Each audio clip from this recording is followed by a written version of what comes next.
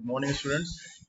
In the previous lecture, we have discussed the software estimation techniques, software project estimation techniques, जिसमें अपन लोगों ने decomposition technique को पढ़ा था, types of decomposition techniques पढ़ी थी, और in today's lecture we are going to discuss these decomposition techniques in detail. So basically there are three types of decomposition techniques. One is the sizing, the software sizing, क्या होती है उसकी. दूसरा उसका होता है प्रॉब्लम बेस्ड एस्टिमेशन, और तीसरा होता है उसका प्रोसेस बेस्ड एस्टिमेशन. तो all these things will be discuss in this lectures. So first two part which is your sizing, software sizing, and the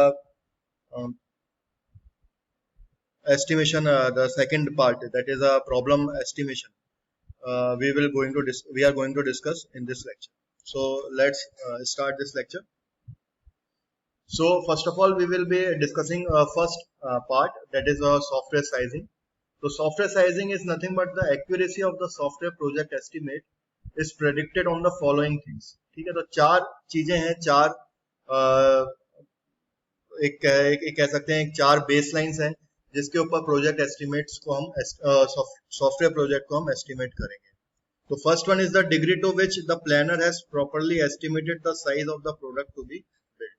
तो सबसे पहले के प्लानर ने किस तरीके से एस्टिमेट किया है according to the size of the software. तो सबसे पहले अपने को उसकी डिग्री पहचाननी पड़ेगी. क्या वो उसने खाली बस ऐसे ही उठाया और देख के कर दिया, या फिर थरली स्टडी करके और बाकायदा सारी डिकम्पोजिशन टेक्निक्स लगा के उसको एस्टिमेट किया है कि नहीं किया. तो उसकी अपने को डिग्री सबसे पहले चेक करनी पड़ेगी कि जो हमारी सॉफ्टवेयर टीम है उसने उसको ढंग से प्लान आउट किया है, एस्टिमेट किया है कि नहीं किया है. Second part is the ability to translate the size estimate into human efforts, calendar time and dollars, a function of the availability of the reliable software matrices from the past project. ठीक है, उसके बाद अपन ये देखेंगे कि जो उसने translate किया है सॉफ्टवेयर साइज एस्टिमेट को ह्यूमन एफर्ट्स में, कैलेंडर टाइम मतलब टाइमलाइंस जो हम डेडलाइंस डिसाइड करेंगे, और दूसरा मनी, द डॉलर्स. तो उसको उसने सही तरीके से ट्रांसलेट किया है कि नहीं किया है. क्या उसने ह्यूमन एफर्ट्स हम जो लगाएंगे उसके हिसाब से उसको किया है कि नहीं किया है. लाइन ऑफ कोड्स हम क्या यूज करने वाले हैं उसके हिसाब से किया है कि नहीं किया है एस्टिमेशन. फंक्शंस पॉइंट्स हम क्या यूज करने वाले हैं उसके हिसाब से एस्टिमेशन किया है कि नहीं किया सॉफ्टवेयर का. तो ये सारी की सारी चीजें ढंग से ट्रांसलेट हो रही हैं कि नहीं हो रही according to the depending upon the software size. तो ये भी एक चीज होगी अपने को एक्यूरेसी चेक करने के लिए, प्रेडिक्ट करने के लिए. थर्ड पॉइंट आता है the degree to which the project plans reflect the abilities of the software team. ठीक है, उसके बाद अपन देखेंगे कि उनकी एबिलिटीज किस तरीके से चेक हो रही है, किस तरीके से हम उनकी एबिलिटीज किस डिग्री की है. ठीक है, मतलब क्या होता है कि कई लोग ऐसे होते हैं जो चलता हुआ काम करते हैं कि हाँ ठीक है अपने को एस्टिमेशन बनाना है तो एस्टिमेशन ऐसे ही रफली बना के दे देते हैं कि हाँ भाई ये है एस्टिमेशन. लेकिन कुछ लोग, कुछ टीम लीडर्स ऐसे होते हैं, कुछ टीम मेंबर्स ऐसे होते हैं जो बाकायदा डिकम्पोजिशन टेक्निक्स को फॉलो करते हैं, पास्ट प्रोजेक्ट्स को देखते हैं, हिस्टोरिकल डेटा कलेक्ट करते हैं, एंड अकॉर्डिंग टू इट वो एस्टिमेशन निकालते हैं. तो अपने को ये भी देखना पड़ेगा कि ये जो एस्टिमेशन निकाला गया है टीम्स के द्वारा वो कितना रिलायबल है, कितना एक्यूरेट है. The stability of the product requirement and the environment that supports the software engineering effort. उसके बाद अपने को स्टेबिलिटी भी देखनी पड़ेगी सॉफ्टवेयर की. ठीक है, प्रोडक्ट की क्या रिक्वायरमेंट्स हैं और जो अपन ने एनवायरनमेंट्स आईडीज यूज करे हैं इसके अंदर उसकी क्या स्टेबिलिटी है. क्या ऐसा तो नहीं है कि अपन ने एक पेड सॉफ्टवेयर ले लिया जो आए दिन अपडेट होता रहता है, तो ये सबसे बड़ी प्रॉब्लम हो सकती है. दूसरा पार्ट ये हो सकता है कि अपन ने बहुत ही कॉम्प्लेक्स सॉफ्टवेयर डिजाइन कर दिया जो एंड यूजर को समझ में ही नहीं आएगा. तो ये सारी चीजें हैं जो अपने को स्टेबिलिटी डिफाइन करेंगे किसी भी एक सॉफ्टवेयर की. तो जब हम सॉफ्टवेयर साइजिंग देखते हैं तो उसके अंदर भी जब हम एस्टिमेशन लगाते हैं तो ये चीज को अपने को ध्यान में रखना पड़ेगा. तो according to the Putnam and Myers suggested 4 different approaches to the sizing problem. तो पुटमैन और मेयर्स ने 4 डिफरेंट अप्रोचेस जो हैं वो सजेस्ट की हैं. सबसे पहले होता है fuzzy logic sizing. To apply this approach the planner must identify the type of application, establish its magnitude on the qualitative scale, and then refine the magnitude with the original range. Fuzzy logic sizing एक तरह का क्या होता है इसमें कि सबसे पहले अपने को किस तरह की एप्लीकेशन हम बनाने वाले हैं, क्या वो ई कॉमर्स वेबसाइट है या कोई डेटाबेस एप्लीकेशन है या फिर कोई एक डेस्कटॉप एप्लीकेशन है या फिर कोई एक एंड्रॉयड एप्लीकेशन है। तो अपन किस तरह की एप्लीकेशन को बनाने वाले हैं उसका अपन मैग्नीट्यूड जो है क्वांटिटेटिव स्केल पर एस्टेब्लिश करेंगे और फिर उसको रिफाइन करेंगे टू द ओरिजिनल रेंज। ठीक है, तो उसको उसकी मैग्नीट्यूड मतलब उसका उसका आउटकम कितना आ रहा है, किस हिसाब से उसका आउटकम आ रहा है वो देखेंगे और फिर उसको रिफाइन करेंगे टू द ओरिजिनल स्केल। दूसरा पार्ट होता है function point sizing. Function oriented matrices were first proposed by Albert who suggested a measure called function point. Function points are derived using an empirical relation based on quantable measures of software information domain and assessment of the software complexity. तो basically function point sizing क्या होती है? Function point sizing के अंदर हम एक empirical relationship model बनाते हैं जो हम आगे भी पढ़ेंगे, based on the countable measures of the software information domain and assessment of the software complexity. तो बेसिकली इसके अंदर अपन 5 इंफॉर्मेशन लेते हैं। पहली चीज होती है नंबर ऑफ यूजर इनपुट्स, कितने तरह के यूजर इनपुट्स हम ले रहे हैं। फिर होता है नंबर ऑफ यूजर आउटपुट्स, कोई एरर तो नहीं आ रहा, और एरर आ रहा है तो किस तरह का मैसेज आ रहा है और फिर उसको एरर को किस तरीके से मेरा सॉफ्टवेयर हैंडल कर रहा है। नंबर ऑफ यूजर इंक्वायरीज, कोई अगर मान लो यूजर को इंक्वायरी है वो किस तरीके से हो सकती है। फिर नंबर ऑफ फाइल्स, मैं कितने तरह की फाइल्स अपने काम में ले रहा हूँ, डेटाबेस एप्लीकेशन है तो कितने तरह की फाइल्स है मेरे पास। And number of external interfaces, मेरे सॉफ्टवेयर को क्या नंबर ऑफ एक्सटर्नल इंटरफेसेस की जरूरत पड़ेगी वो भी इसके अंदर आ जाता है। इसको हम पूरी तरीके से स्टूडेंट्स आगे भी समझेंगे जब हम इसका एग्जांपल पढ़ेंगे। उसके बाद आता है standard component sizing. Software is composed of number of different standard components that are generic to the particular application area. ठीक है, हर एप्लीकेशन का, हर सॉफ्टवेयर का एक स्टैंडर्ड कंपोनेंट होता है according to the requirement of the software, according to the application area. For example, standard component for an information system are subsystem, modules, screen, report, interactive program, batch program, files, LOC and object level instruction। ठीक है, अगर मैं मान लो कोई information system based कोई software बनाने जा रहा हूँ तो उसके स्टैंडर्ड कंपोनेंट्स क्या होंगे? सब सिस्टम्स होंगे, मॉड्यूल्स होंगे, स्क्रीन होंगी, रिपोर्ट्स होंगे, इंटरेक्टिव प्रोग्राम्स होगा, बैच प्रोग्राम्स होंगे, फाइल्स होंगी, LOCs होंगी, LOCs are lines of code and object level instructions. ठीक है, उसके बाद the project planner estimates the number of occurrence of the each standard component and then uses historical project data to determine the delivered size per standard component. उसके बाद estimation निकालने के लिए क्या करते हैं कि नंबर ऑफ अकरेंस कितने हो रहे हैं ऑफ ईच स्टैंडर्ड कंपोनेंट, और फिर उसके बाद उसका हिस्टोरिकल प्रोजेक्ट डेटा को यूज करते हुए अपन डिटरमाइन करते हैं क्या साइज है उसकी स्टैंडर्ड कंपोनेंट।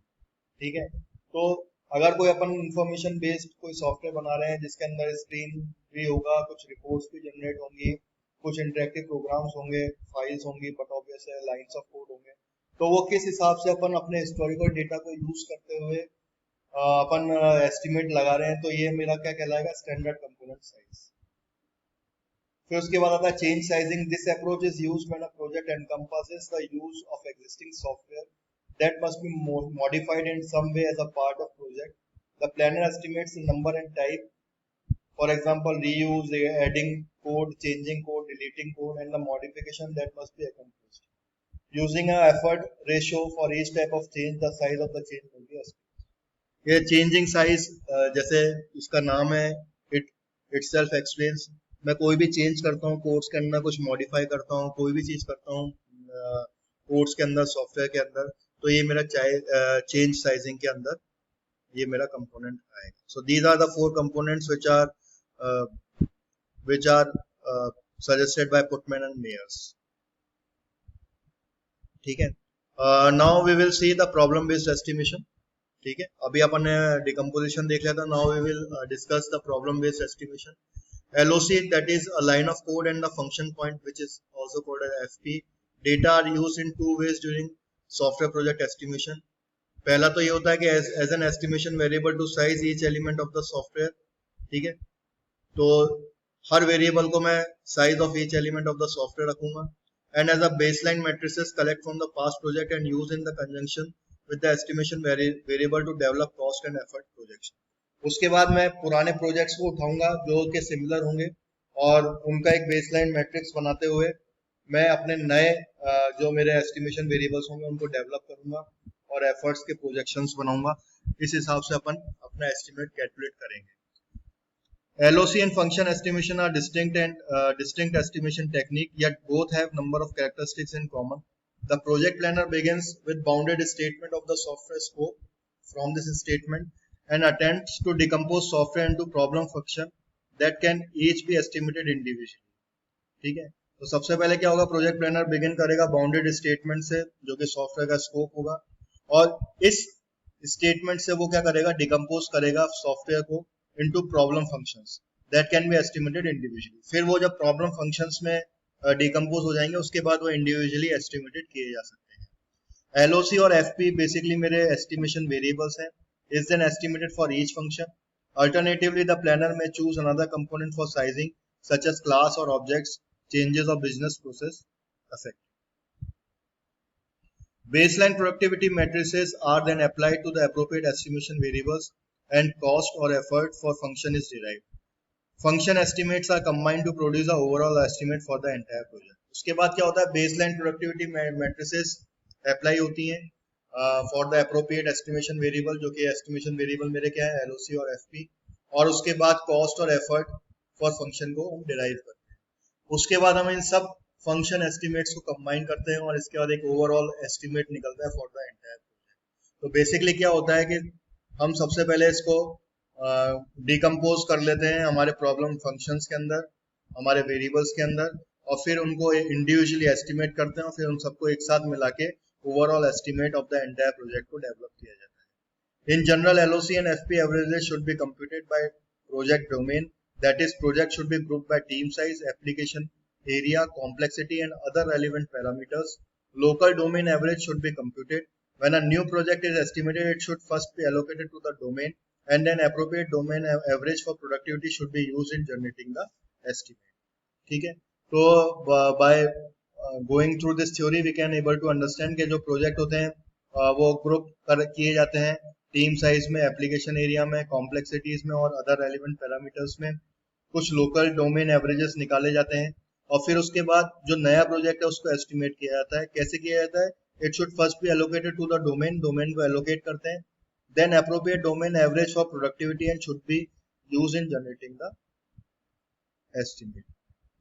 तो बेसिकली मैंने यहाँ पे एक एग्जांपल लिया है कैट सॉफ्टवेयर का, you can refer it in the Pressman book, the software engineering जो बुक है, जो मैंने आपको स्टार्टिंग में बताया था, प्रेसमैन बुक से मैंने इस एग्जांपल को उठाया है। Cat software, you all know cat software क्या होता है।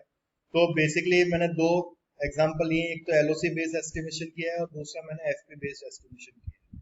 तो इसके अंदर ये चार मेरे फंक्शंस होंगे, ओ सॉरी 1 2 3 4 5 6 7 फंक्शंस होंगे, जिसमें पहला है user interface control facility, 2 dimension geometric analysis, 3 dimension geometric analysis, database management, computer graphics display facility, peripheral control functions, design analysis module. और इन सब के एस्टिमेटेड जो LOC हैं वो इतने आएंगे। ठीक है, तो total estimated lines of code मेरा कितना हो गया, 33,200। तो बेसिकली जब मैं जैसे मैंने एक एग्जांपल के तौर पे आप लोगों को समझाया कि कैट सॉफ्टवेयर के अंदर LOC बेस्ड एस्टिमेशन इस हिसाब से निकाला जा सकता है। मैं फंक्शंस को डिकम्पोज कर लूंगा, फंक्शंस को जब मैंने डिकम्पोज कर लिया तो मेरे ये सारे फंक्शंस निकल के आ गए और मैंने इनको इंडिविजुअली इनका LOC कैलकुलेट किया, तो इस हिसाब से LOC मेरे इंडिविजुअल फंक्शंस की कैलकुलेट होगा और ये टोटल मेरा LOC मतलब एस्टिमेटेड लाइन ऑफ कोड मेरा इतना बन गया। दूसरा मेरा FP बेस्ड एस्टिमेशन है। FP बेस्ड एस्टिमेशन के अंदर मैं 3 तरह के चीजें दे रहा हूँ, ऑप्टिमिस्टिक, लाइकली, पेसिमिस्टिक। और ये मैंने आपको पहले ही बताया था, number of input file, number of output file, number of inquiries, number of files, number of external interface. तो ये इसका एस्टिमेटेड काउंट है। ऑप्टिमिस्टिक कितना है, लाइकली कितना है, पेसिमिस्टिक कितना है और एस्टिमेटेड काउंट कितना है, वेट कितना है। और ये एंड में मैंने फंक्शन पॉइंट को काउंट किया हुआ है, तो टोटल मेरा जो फंक्शन पॉइंट का जो काउंट आएगा वो कितना आएगा, 320 आएगा। तो ये दो एग्जाम्पल मैंने आप लोगों को यहाँ पे डिस्कस किए हैं। डिटेल में आप इसको बुक में रेफर कर सकते हैं, इसको देख सकते हैं, पढ़ सकते हैं आराम से, so that you can get an idea for the estimation. For sure in the university exam one question will be coming for the estimation part. इससे साथ साथ matrices का भी एक चैप्टर है, पार्ट है, but that is not a part of your syllabus. लेकिन as being a software engineer आप उसको भी पढ़ लीजिएगा, so you can get the idea of it. So by this I end this lecture. इसके बाद अपन नेक्स्ट में अपन देखेंगे प्रोसेस बेस्ड एस्टिमेशन किस तरीके से किया जाता है। Thank you.